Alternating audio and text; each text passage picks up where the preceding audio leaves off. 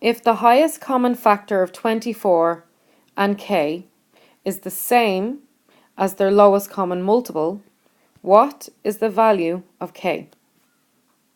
So the HCF of two numbers is the product, which means multiply, of the lowest powers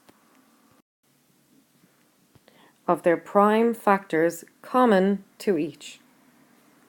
And the LCM of two numbers is the product, which again means multiply, of the highest powers of all prime factors. So if the HCF and the LCM are equal, then the two numbers must be equal. So therefore, k must be equal to 24. So the highest common factor of 24 and k is the same as the LCM,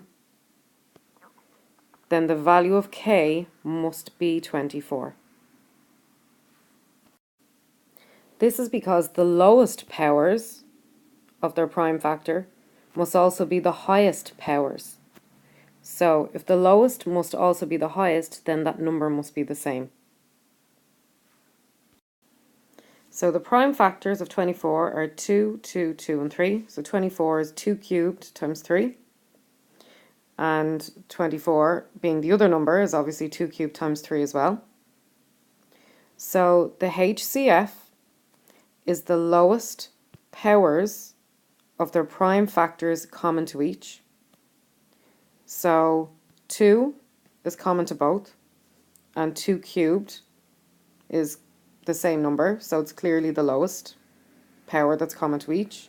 And 3 on its own is common to each, and it's really 3 to the power 1, so that's also the lowest power common to each. So its highest common factor is obviously 24.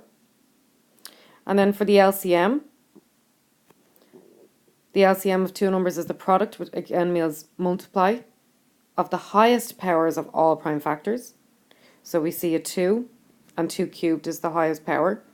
And then we see a 3, and 3 to the power 1 is the highest power. And 2 cubed times 3 is 24.